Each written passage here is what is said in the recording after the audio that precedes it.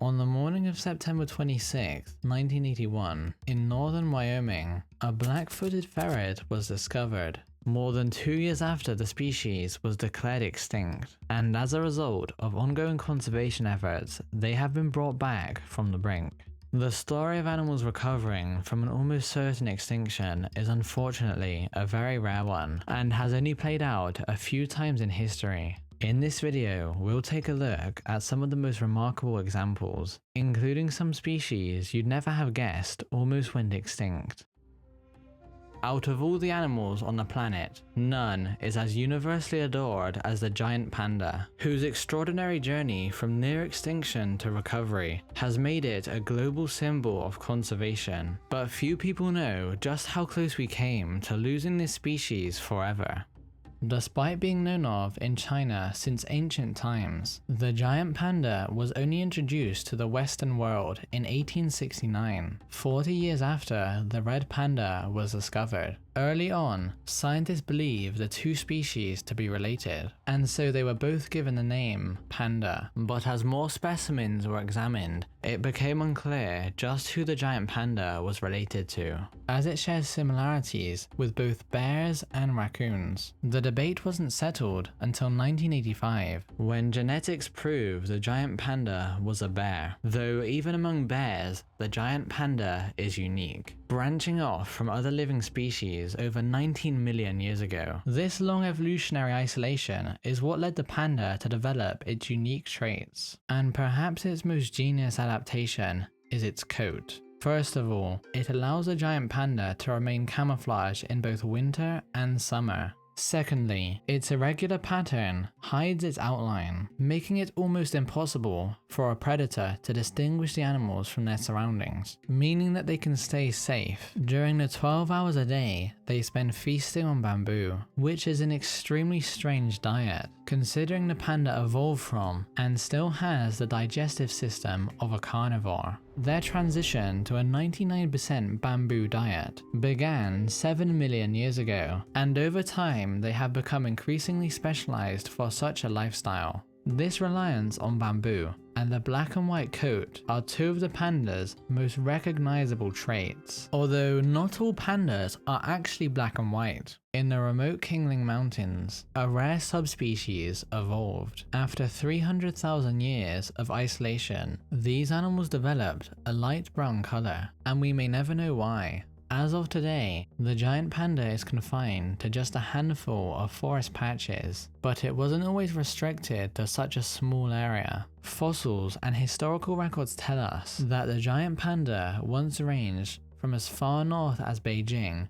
and down to Vietnam and Burma. The decline from their historic abundance to their modern rarity was driven by both poaching and the destruction of their habitats, which only accelerated during China's population boom, putting the species on course for extinction. Nationwide surveys in the 1980s revealed that only 1,200 pandas remained, and that their populations were declining at a rate of 50% per decade. And so it was clear that urgent action was needed to save them. This prompted Chinese authorities to start taking panda conservation seriously. New reserves were created, breeding programs were initiated, and anti-poaching measures were imposed, all in the hope that the panda could be saved. The next survey, 10 years later, revealed that these efforts paid off. The population had risen to 1,600. But this may all go to waste. Inbreeding, bamboo die-offs, and climate change may cause the panda to once again decline. In fact, it's estimated that up to 100% of its habitat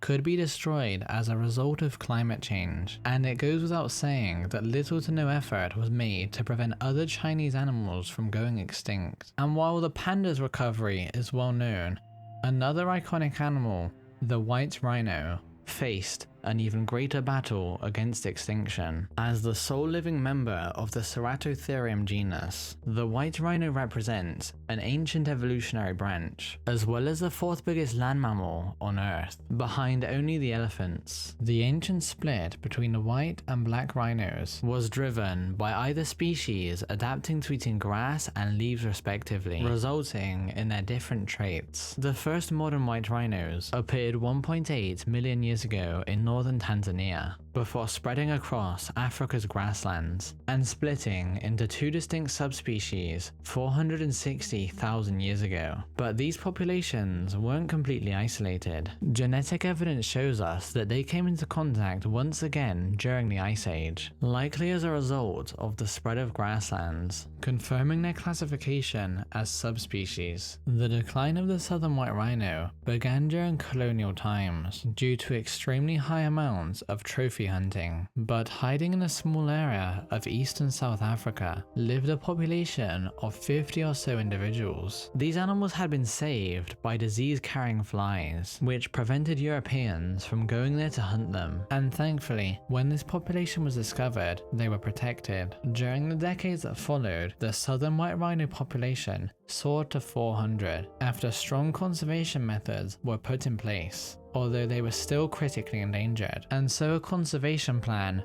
known as Operation Rhino commenced. Over the course of the project, southern white rhinos were sent to reserves across their historic range and into many captive breeding programs. After a century of conservation efforts, their numbers reached a high of 21,000 by 2012. This was great news, but as demand for rhino horns in Asia began to grow, poaching dramatically increased, dropping their population to 17,464 today, although they have increased over the last few years due to anti-poaching efforts, which is more essential than ever as a rhino is poached every 15 hours in Africa alone. At the same time, the southern white rhino was making a comeback. The northern white rhino found itself on a path towards extinction. With only two left, they will disappear within our lifetime. Whilst famous species like pandas and rhinos receive more conservation attention, albeit not nearly enough, it is very rare that a lesser known animal is brought back from the brink, with the black-footed ferret being one of those lucky few. Despite historically dominating the open grasslands of the Great Plains, the black-footed ferret can trace its origins to a species known as Mustela stromeri. Starting out in Europe, this species gave rise to the European polecat, the steppe polecat, and finally, when it crossed over into Beringia, the black-footed ferret. When this ancestor of the black-footed ferret arrived in the New World, it found itself to be almost perfectly optimized for hunting prairie dogs. Not only could it fit in small burrows that no other North American predator could get in, but it was nocturnal, making it easier to hunt sleeping prairie dogs. The reliance on prairie dogs for food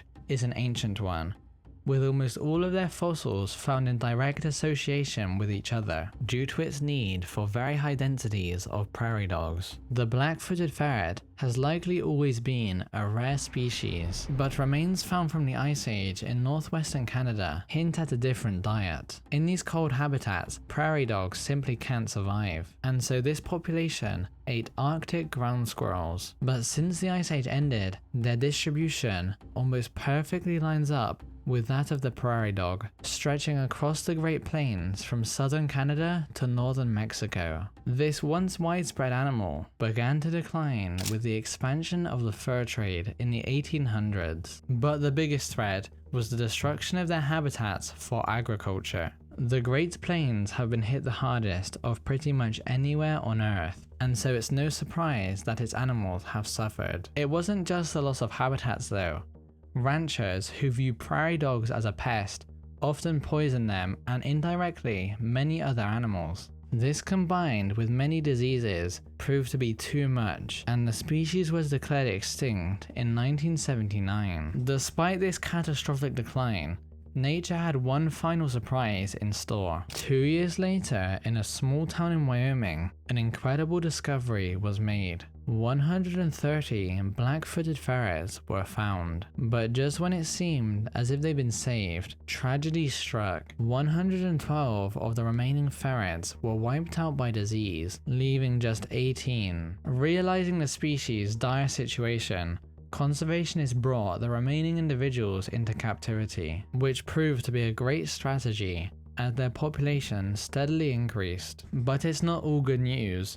Of these captured ferrets, only 7 reproduced, meaning the species has incredibly low genetic diversity, making them far more vulnerable to future diseases. And this is exactly what has already happened. The wild population declined 40% from 2008 to 2012, and as farmers continue to kill prairie dogs, they are still considered endangered. But as they are reintroduced to more locations across their range, we can expect their population to grow into the future.